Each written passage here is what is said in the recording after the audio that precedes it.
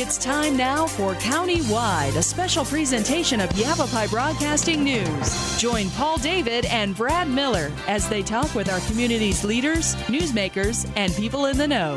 You'll hear about the hot topics that affect all our lives here in Yavapai County. And now, here's today's County-Wide. Well, good day and welcome to the program, County-Wide. And again, it's the second of two parts. We chatted with our guests the other day and continue that discussion today. School safety in Yavapai County and really across the country. We're focusing, of course, locally today. And our guests are Cottonwood Chief of Police Jody Fanning and School Superintendent for Yavapai County, Tim Carter. And again, guys, thank you for coming and sharing your valuable time with us today. I'm going to pick right up, but not going to recap too awful much. Our programs are available online, verdivalleytv.com. To take a look. Very important discussion, and we continue it today. We were talking about a number of things, I guess to recap very, very briefly, but we have led ourselves to the point where we've been talking about either armed staff members on campus. There's been a suggestion at the state level of having an administrator on campus, and we're kind of kicking some of those things around. Chief Fanning, in our prior show, you were very concerned about those kinds of things, having armed folks on campus in terms of school staff. How about some of the VIPs? In Yavapai County, they're called Volunteers in Protection. Cottonwood has a contingent of volunteers. I think many of them a number are retired law enforcement or just simply retired officers. I've seen suggestions that's being kicked around retired military, that certainly there must be some untapped resource in our community of folks who might be able to help with school safety issues in this regard. Well, yes, obviously there would have to be some state legislative moves to allow weapons on campuses. Right now, the only people that are allowed are police officers to have a weapon on campus. Right. Right now, my cops, as we call them, they're not armed. The sheriff's office's VIPs are armed. There's good and bad points to both of those. There's lack of training. That's a concern. There's a lot of training that needs to be done before we're going to put armed people, up there with our students and our children, that I think we would have to address first before we start putting these people up there. Retired military, again, they have a lot of training. However, the retired military's training is more, they're more of an urban warfare type tactics than they are a law enforcement pick a target and deal with a target. Right. So again, there would be a lot of training issues there. Not adamantly against it. I still believe very strongly in the SRO program. Mm-hmm. And I think that if we can afford that, that's the better route to go. Sure. The people that are trained to do that, and then use them. I very much am an advocate of using the SROs to not only to protect but to teach at the schools, similar to the old DARE program, where they're in the classrooms teaching, not just walking around patrolling. And it seems like those potential solutions really don't eliminate your biggest concern about this whole thing, about having anyone armed on campus other than a police officer who's been specifically trained in this. And uniformed. That's the important thing. Is who? I mean, how are you going to react if you walk onto a campus and you see somebody walking down the hallway with a gun? Right. You don't know that person, so you're going to be concerned.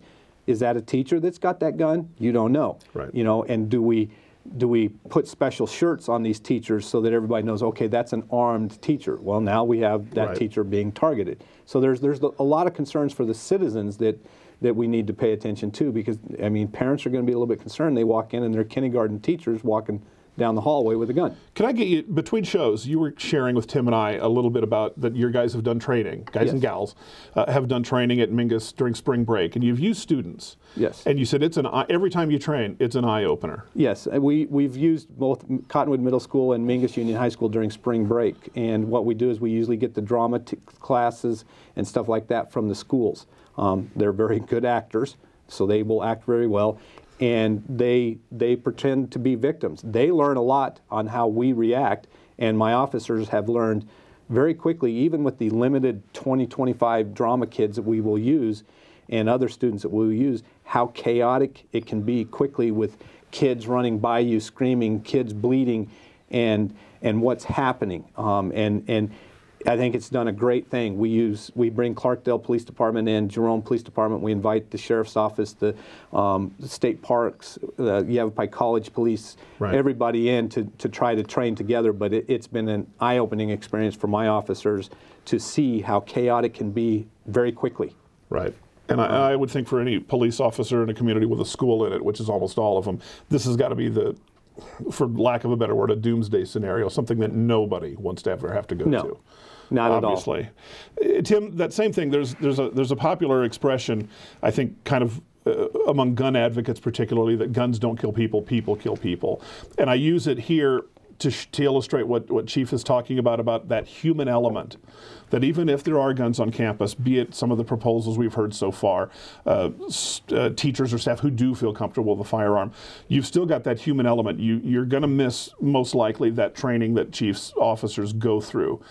And so when we talk about that taking away all the guns isn't the answer, adding more, is that necessarily the answer? What do you get when these on that human element, that piece of it? Well, I think listening to the Chief just now, that educators would virtually agree down the line that it is equally eye-opening for them when we look at these kinds of scenarios. Sure. And that human element is always a part of it. And part of the problem, and this is something that people have to keep in mind as one of those big picture issues, is that for every issue you solve, you don't want to create another issue in its place. And so I don't think anybody has given me an option yet that I can say there are no downsides to that option, that's perfect. Yeah, that teeter-totter is always in motion on this issue. That human issue is always going to be there. Right. And I think we just have to try our very best to eliminate and mitigate as many of those potential downsides as we can. You know, the bottom line is if you have a person who is intent on doing evil, he's going to do it. He's going to find a way to do it. And it doesn't matter whether it's at a Super Bowl or whether it's at a high school football game. Right. I don't know how we ever protect ourselves from that completely. I don't know that we can. It doesn't seem like you can. And that goes back to, we touched on this very briefly at the beginning of our first show. Just this notion, again, as I understand it, the Connecticut incident, the school had nothing to do with that shooter except that he lived close by. Right. And just this notion of Chief, of public space as hunting ground, it seems like that is what's kind of become the issue. And this does take us a little more broadly out than just school safety. As you said, shopping malls, movie theaters, place where people are unsuspected, probably unarmed, and milling about doing their other things, distracted by everyday life. And that's true, but that deterrent effect is extremely important. If I have to think that if I'm planning on doing something of this nature, I am probably going to be more willing to do that if I believe that there is nobody armed in that area that's going to obstruct me. Right. If I know that there's an armed officer on that campus someplace, I'm probably going to be a lot less likely to choose that place. If I know that there is an armed or likely to be armed people at that event or whatever it might be, I am probably going to be less likely to choose that event. Right.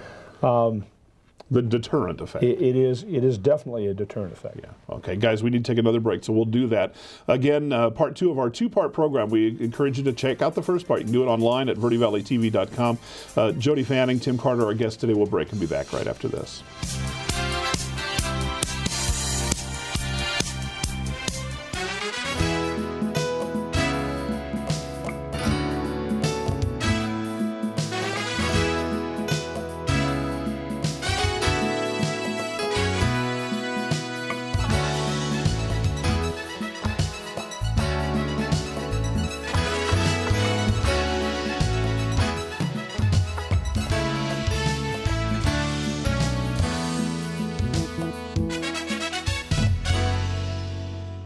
Having a fire escape plan is very important to keep your family safe and together in the event of a fire. When you awake to the sound of a smoke detector and smoke in your room, don't stand straight up. Carefully roll off your bed and stay low under the smoke. If your door is shut, feel the door with the back of your hand. Slowly open the door if no heat is felt. Always stay low until you get to the outside of your home. Always have two ways out of your house and a specified meeting place somewhere outside your home. Home escape plans should be drawn up and rehearsed on a regular basis This could be the difference between life and death if caught in a fire. Wow, these are really good. You act surprised.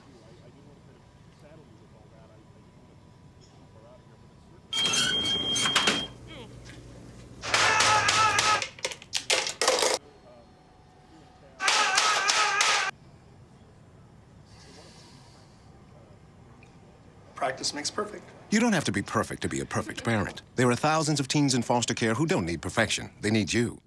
So, I got this new family, and I don't know what it is about this one, but she can't seem to put down that toy all day long. Tap, tap, tap, tap. Oh, and she even talks to it. She talks to that more than she talks to him. What's up, bro? Nice shirt. Who's she talking to? Her mom? She talks to her mom a lot.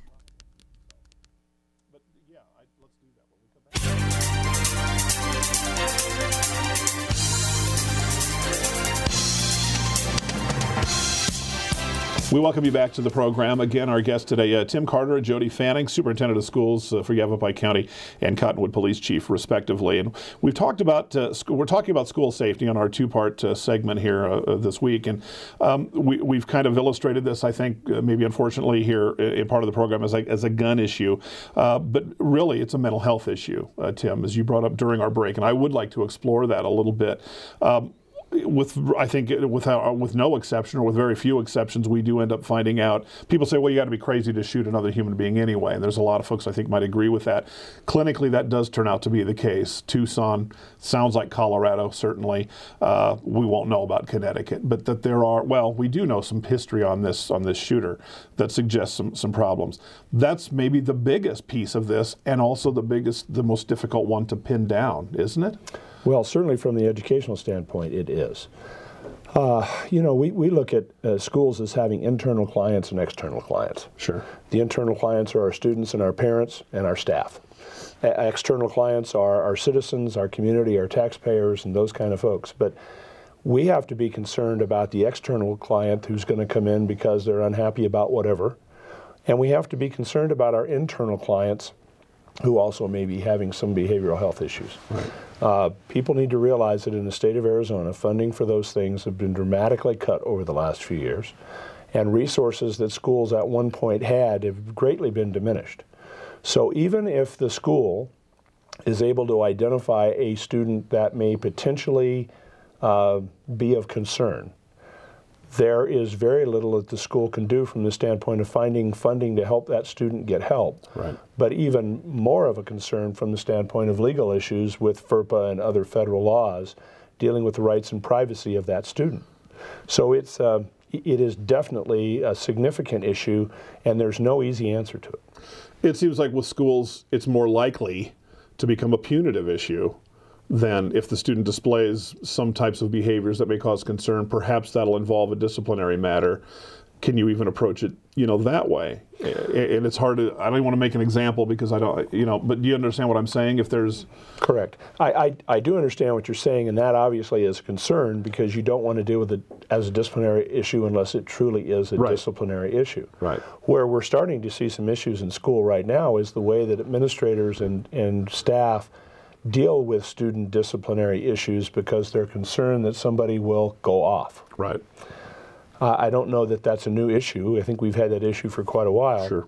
But it's certainly something that's much more on people's mind right now. Chief, it seems like that would be the exact same difficulty for law enforcement. We can't act on someone until they've done something wrong, and who's to say? We can't act until they've either demonstrated that they're a harm to themselves or a harm to somebody else. Yeah. And a lot of times they can be a harm to themselves, but to what extent? And it ties our hands a lot in those aspects. We have students, we have kids constantly at the high school and the middle school that'll come up to us and tell us, hey, if anybody's ever going to come to a school with a gun, it's going to be so-and-so. Yeah, that's great. We can't act on it. Nothing you can do about that. Nothing we can do about it. We pay attention to it. We know about it, but there is absolutely nothing we can do about it. Yeah, the mental health issue, I think, is an issue that's going to have to be debated and discussed way beyond our gathering here. You said something, though, that reminds me of other things. How are the kids reacting, for both of you guys, in terms of reporting and being more outspoken? It sounds like the situation here that we had in one of our schools not long ago, the students reacted very quickly. Told, I guess, is the word. Don't tell. Well, they told, as we would want them to do, and perhaps thwarted a problem. Is that better? Are kids? Kids are resilient. I should call them students, but I still call them kids. I'm sorry, young people. Our students are resilient. There's no doubt about that. And I think that they are definitely taking on a sense of their own security, that they have some personal obligation to protect themselves and others, that it's not cool any longer to not tell someone in authority if you know or have reason to believe that there's something that's unsafe going to happen. Yeah. I think we're kind of past that point in most of our schools. We've got some schools who have very well-defined silent witness programs, for lack of a better word. We've got one firearm distributor here in the county who has given a school district $10,000 and said, use these dollars for students or anybody that brings information about something that would be illegal or unsafe on that campus. So some partnerships have been developed because it just makes all the sense in the world that if silent witness programs work in a community, they probably would work on a campus as well. Right. A little bit different structure, but the concept is the same, and it's being quite successful in many cases. But we're also seeing where there's no financial remuneration at all. It's just, my friends are now at risk, and I'm not going to tolerate that, and I want to get the right people involved to resolve the issue. You bet. Yeah. And we also are seeing it, again, with the one of the things about the SRO is when the officers on the campus, the kids begin to create a trust and a bond, and they will talk to him. If I send a just Joe patrol officer on the campus, the kids won't talk to him. But they talk to the school resource officers the same as the teachers because they trust them.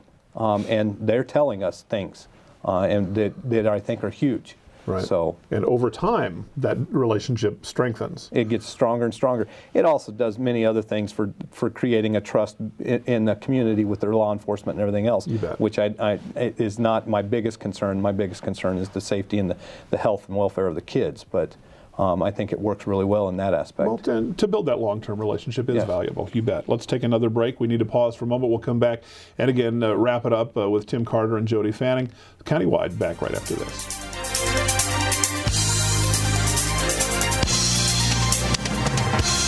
Hello, everybody. I am Lou Ann Patterson. My family and I would like to welcome you to the Copper Star Indoor Shooting Range, Northern Arizona's premier shooting sports facility. We offer a 25-yard pistol range, a 50-yard archery range, and Arizona's only 100-yard indoor rifle range. In addition, we have a full-line gun shop as well as an archery pro shop. Come check us out. We're located at Highway 260 and Cherry Road, right next to Out of Africa. Looking forward to seeing you all. I got no pulse, so losing. Jody, he's in Mayfair. Shocking. Joe's at road all the time. Just had a few drinks. This can't be happening. Are we clear? Clear. We're just buzzed. Just buzzed. You didn't tell us that, sir. You're right. This isn't happening. You'll be fine. I feel good. Really? No, not really. Buzz driving. Clear. Maybe we should stop acting like it's no big deal. Shocking. In that aspect, but I think those people that traditionally...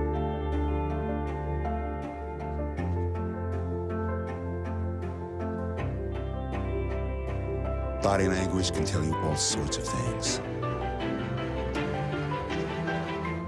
Like someone is having a stroke. Know the sudden signs. Learn fast. Face drooping, arm weakness, speech difficulty. Time to call 911 and get them to a hospital immediately. Learn the body language and spot a stroke fast. Fire can happen at any time. What would you try to save? My family photos. My grandfather's war memorabilia. My dogs. I'm firefighter Brandon Wacker with the Cottonwood Fire Department. A working smoke detector is your best defense in the event of a fire. Make sure you have a smoke detector in every room except your kitchen. Test them monthly and change the battery once a year. Take the time to save the things you can't replace.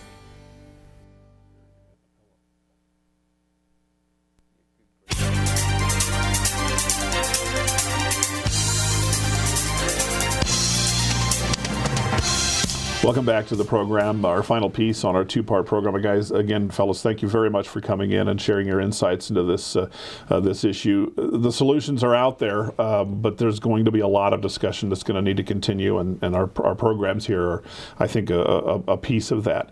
Along that line, so much of this, Tim, is going to come back to the state legislature and what they will or will not do, and there's a number of proposals out there along these lines. But what do you see right now, and what do you would like to leave our listeners with? How can they become involved in this? Well, I would just hope that people would be paying attention with the legislative proposals that are going to be forthcoming, and there are several already on the table.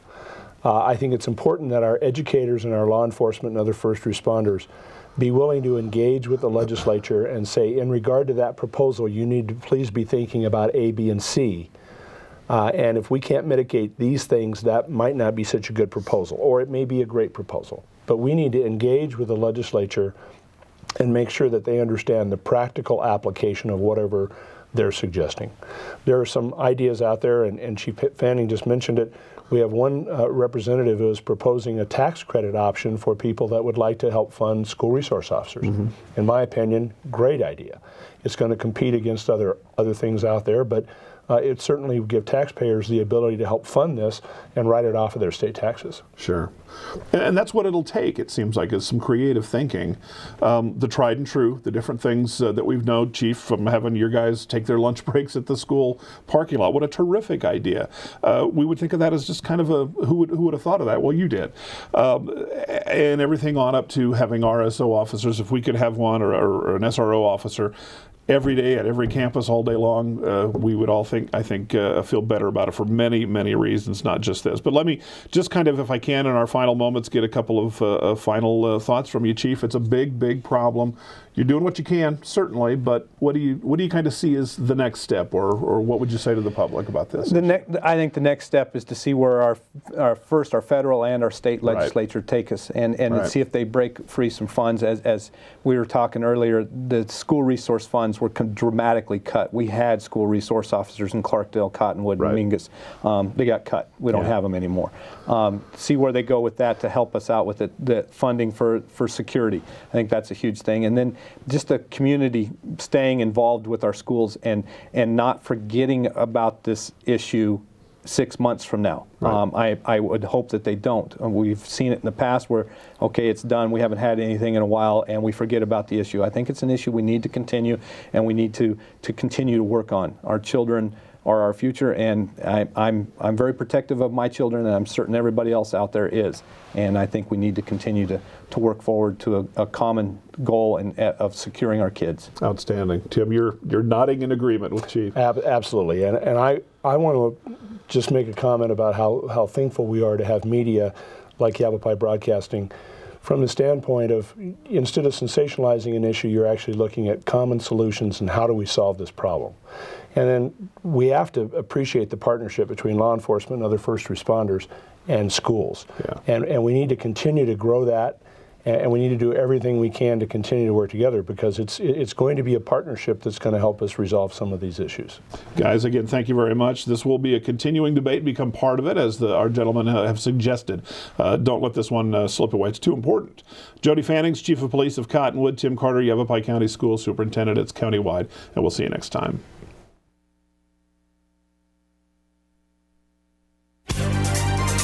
This has been Countywide, a special presentation of Yavapai Broadcasting News. Listen in each Tuesday and Thursday as we tackle the hot topics and talk to the decision makers across Yavapai County. That's Countywide with Brad Miller and Paul David each Tuesday and Thursday on this Yavapai Broadcasting station.